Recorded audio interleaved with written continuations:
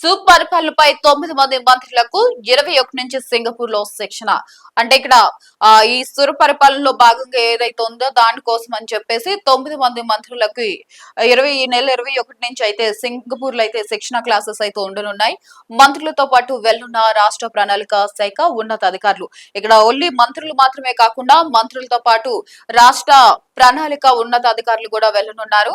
ఇక సుపరిపాలన, ప్రజలకు మెరుగైన సేవలు, రాష్ట్రీయ ఆర్థిక అభివృద్ధి, పలు ఇతర అంశాలపై నైపుణ్యాలు పెంచుకునేందుకు ఈ నెల 21 నుంచి 27 వరకు 9 మంది మంత్రుల బృందం సింగపూర్ లో పర్యటించనుంది. ఇక్కడ మనం చూసుకున్నట్లయితే సుపరిపాలన, ప్రజలకు మెరుగైన సేవలు అందించడంలో భాగంగా ఈ నెల 21 నుంచి 27వ తారీఖు వరకు అయితే 9 మంది మంత్రులు అయితే సింగపూర్ శిక్షణ కోసం అయితే వెళ్లనున్నారు. ఇక ఈ సింగపూర్ వెళ్లే మంత్రుల లిస్ట్ చూసుకున్నట్లయితే మంత్రులు నారాయణ, అచ్చెన్నాయుడు, పైవుల కేశవ్, వంగల్పూడి అనిత, బీసీ జనార్దన్ రెడ్డి, నాదెండ్ల మనోహర్, సత్యకుమార్ యాదవ్, అనగాని సత్యప్రసాద్, నిమ్మల రామనాయుడు, ఈ మొత్తం ఈ 9 మంది అయితే సింగపూర్ పర్యటనకి వెళ్లనున్నారు. రాష్ట్ర ప్రణాళిక విభాగం నుంచి ఇక ఏదైతే రాష్ట్ర విభాగం ప్రణాళిక ఉంటుందో దాని నుంచి సీనియర్ అధికారులు కూడా మంత్రులతో కలిసి వెళ్లనున్నారు. సింగపూర్ లో శిక్షణ పొందిన మంత్రులు తిరిగి వచ్చిన తర్వాత రాష్ట్రంలోని ప్రజా ప్రతినిధులకు, అధికారులకు శిక్షణ ఇచ్చే లీడ్ ట్రైనర్లుగా వ్యవహరిస్తారు. ఇక్కడ ఏ అయితే 9 మంది మంత్రులు ఉన్నారో వాళ్ళు సింగపూర్ లో ట్రైనింగ్ తీసుకుని వచ్చిన తర్వాత అంటే 21 నుంచి 27వ తారీఖు వరకు అంటే 1 వీక్ ఇంకా ఈ 1 వీక్ ట్రైనింగ్ తీసుకుని వచ్చిన తర్వాత మన రాష్ట్రంలో అధికారులు, ప్రజా ప్రతినిధులు ఉంటారు కదా, ఎవరైతే పొజిషన్ లో ఉన్నారో ప్రజా ప్రతినిధులు, అధికారులు వాళ్ళందరికీ లీడ్ ట్రైనర్ గా ఈ 9 మంది మంత్రులు అయితే వ్యవహరిస్తారు. ఇక స్వర్ణాంధ్ర 2047 విజన్ అమలులో భాగంగా ప్రభుత్వం ఈ కార్యక్రమాన్ని చేపట్టింది. మనకి ఆల్రెడీ తెలిసిందే, చంద్రబాబు గారు అయితే స్వర్ణాంధ్ర విజన్ 2047 అని చెప్పేసి ఒకటి టార్గెట్ పెట్టుకున్నారు. సో దీంట్లో భాగంగానే ఈ 9 మంది మంత్రుల బృందం అయితే సింగపూర్ కి ట్రైనింగ్ కి వెళ్లారు. ఇంకా రాష్ట్రాన్ని ఇంకా మంచిగా తీర్చిదిద్దడం కోసం అని చెప్పేసి ఇక్కడ మనం చూసుకున్నట్లయితే ఈ పర్యటనలో భాగంగా మొదటి రోజు ఒక ప్రత్యేక అంశంపై శిక్షణ ఉంటుంది. అంటే మొత్తం 7 రోజులు అంటే 1 వీక్ కి ఒక్కొక్క రోజుకి ఒక్కొక్క క్లాస్ ఉంటుంది. ఒక్కొక్క అంశంపై ఒక్కొక్క రోజు ఒక్కొక్క సెక్షన్ అయితే ఈ 9 మంది మంత్రులకు ఇవ్వనున్నారు సింగపూర్ లో.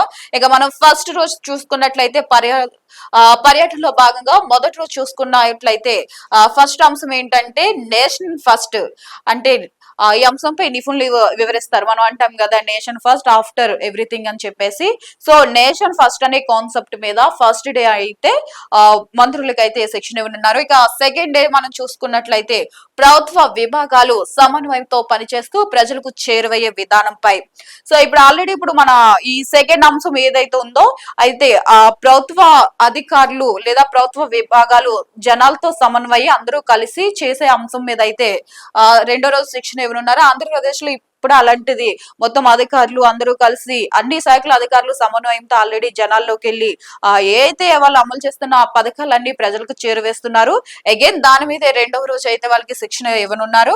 ఇక మూడో రోజు చూసుకున్నట్లయితే అత్యవసర సమయాల్లో సంక్షోభాలను ఎలా ఎదుర్కోవాలి అనే అంశంపై ఉంది. ఇప్పుడు సడన్ సిచ్యువేషన్స్ వస్తే దాన్ని ఎలా ఫేస్ చేయాలి, ఎలా ఎదుర్కోవాలి అనే అంశంపై థర్డ్ డే అయితే వాళ్ళకి శిక్షణ ఇవ్వనున్నారు.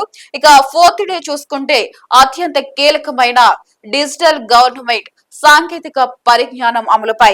సో ఇంకా ఫోర్త్ డే చూసుకుంటే డిజిటల్ గవర్నమెంట్ అండ్ సాంకేతిక పరిజ్ఞానంపై శిక్షణ ఇవ్వనున్నారు. ఇక 5వ రోజు ఆర్థిక వృద్ధి. ఇంకా రాష్ట్రాన్ని ఎలా ఇంకా వృద్ధి చేయాలి, ఇంకా ఇన్కమ్ ని ఎలా పెంచాలి అనే దానిపైన అయితే 5వ రోజు శిక్షణ ఇవ్వనున్నారు. ఇక 6th డే చూసుకున్నట్టయితే పాలన పట్ల ప్రజల్లో విశ్వాసం కలిగించడం, రాజకీయ జవాబుదారితనంపై శిక్షణ అయితే ఇవ్వనున్నారు. ఇక 6th డే చూసుకుంటే బాధ్యత.